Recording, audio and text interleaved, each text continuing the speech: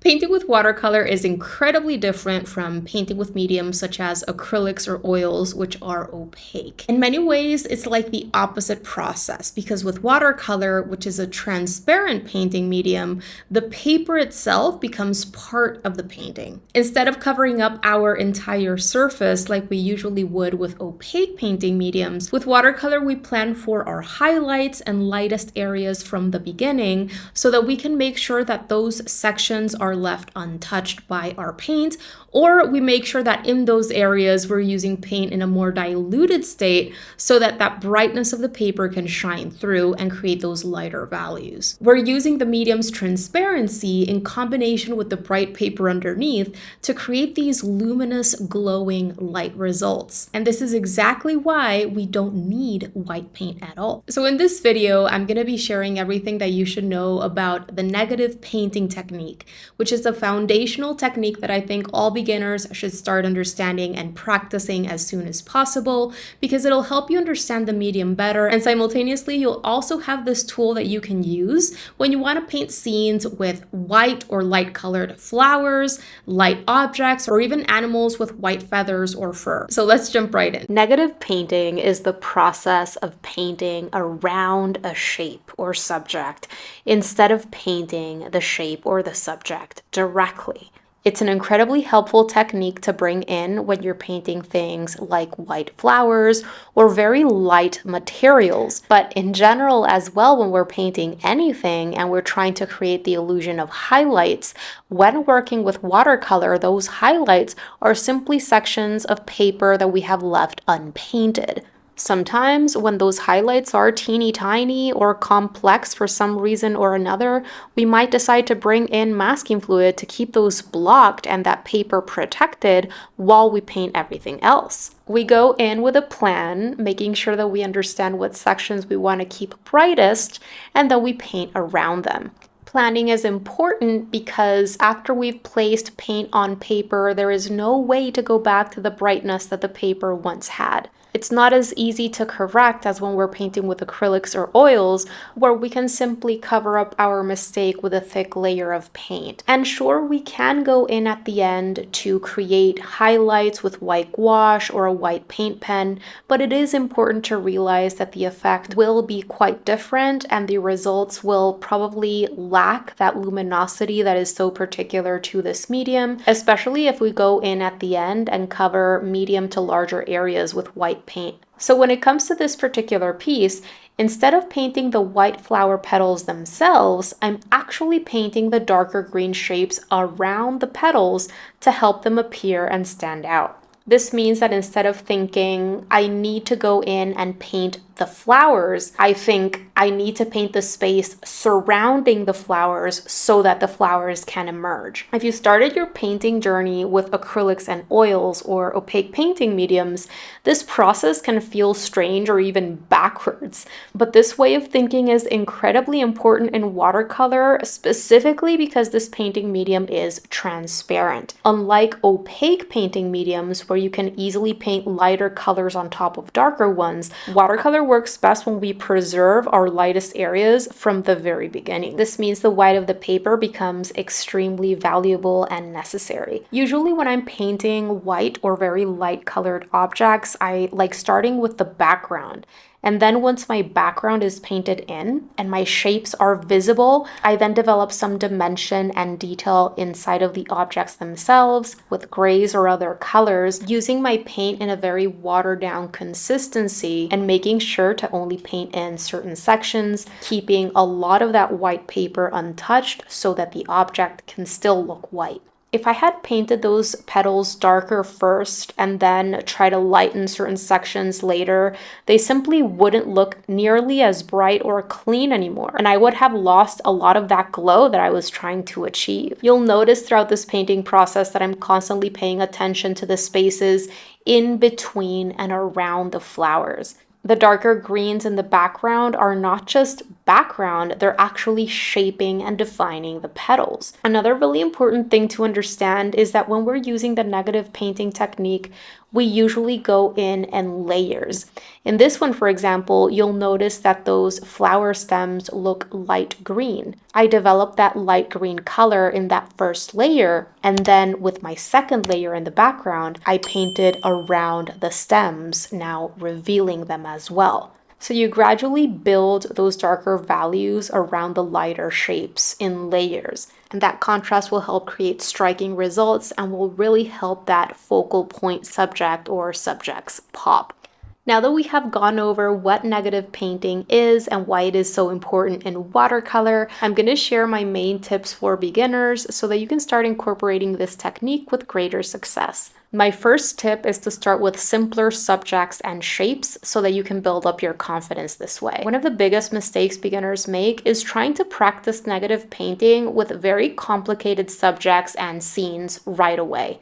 Instead, I would recommend starting simple, maybe with abstract paintings or simple objects. Draw some circles or leaf shapes or simple flower petals or basic organic shapes on a piece of watercolor paper and then paint around them. You can also practice with simple objects like these white coffee cups against a dark background. The goal here is to train your brain to see the shapes around the objects, not just the objects themselves, and also to start practicing creating a sense of dimension inside of the object while keeping a lot of that white paper shining through. Even with this white flower painting, instead of thinking that I'm painting flowers and petals, I just simplify things for myself and see things as just shapes that I am painting in. These background shapes are simply abstract, irregular shapes. Simplifying your subject makes negative painting feel a lot more manageable, and if you're painting pieces with multiple objects or subjects, it makes the process a lot less overwhelming. My second tip is to plan your lightest areas early. My suggestion is to never start a watercolor painting without having planned where your lightest areas will be. If you're painting anything, you want to know where your highlights are going to be and what techniques you're going to be using to work around them or to bring them in later. And if you're using negative painting, then make sure that you understand the shapes that you're going to be painting around. Negative painting works best when you already know which areas need to remain lightest. Before starting with this piece, I already knew that the petals would stay very light overall, so I avoided covering them with unnecessary paint from early on. If you lose your whites too soon and you paint over them, it becomes difficult or impossible to recover that glow later. A very helpful question to ask yourself before starting is, what absolutely needs to stay light in this painting? And once you identify those areas, protect them intentionally throughout the process. My third tip is to focus on value or tonal contrast.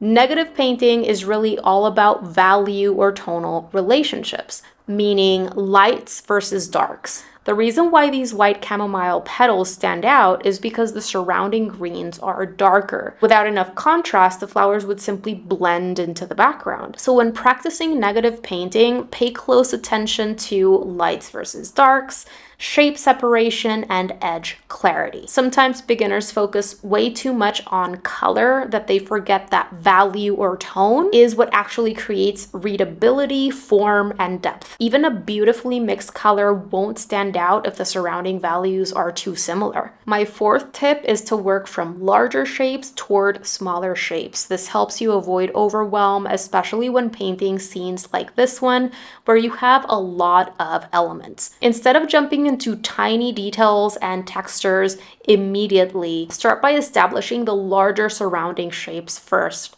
In this painting, I initially focused on the larger green background areas and overall flower placement before refining smaller petal edges and little overlaps and those little teeny tiny triangular shapes in between the petals and the central part of these flowers.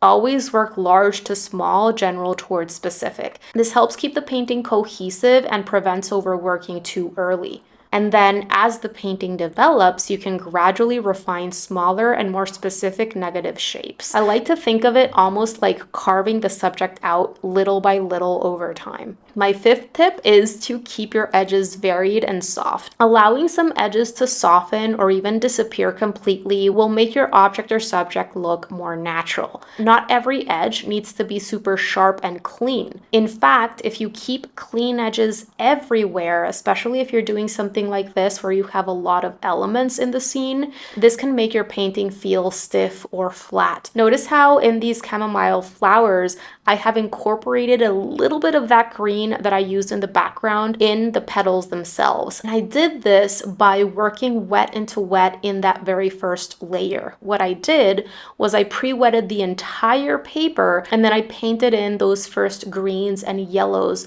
in background sections, simply avoiding painting that color directly in those white petals. Because I painted that initial green layer on wet paper, a little bit of that green expanded into the white petals, and this helps create the illusion of lost edges or softness around those edges, and simultaneously integrates my objects with the background a little bit so that they don't appear like cutouts. When you combine cleaner edges with softer edges or lost edges, that variety helps create a much more natural and painterly effect. So instead of trying to outline every single shape or keep everything super clean, think of ways that you can allow edges to soften, blur slightly, or disappear altogether. And my final tip is to be patient with your layering. Negative painting, especially when you're painting a fuller scene with multiple elements, requires patience.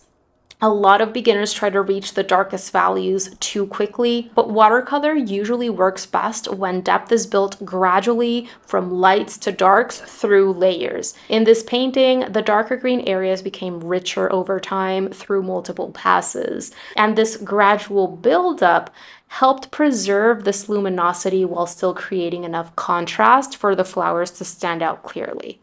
So allow layers to dry when needed, work gradually, and give yourself permission to build depth slowly. That slower layering process is oftentimes what creates the richest and most luminous watercolor results. Going back to this painting, you can see how I've already developed some values inside of the white petals themselves. And you can see how mostly what I was doing was painting the shadows created by overlapping petals. And I still left a lot of that white paper uncovered. I hope that this video cleared up some questions and that it helped make the negative painting technique feel more approachable. Let me know in the comments if you've ever tried negative painting before, or if this technique is still something that feels challenging to you. Thank you so much for joining me today. Enjoy your art practice and see you very, very soon.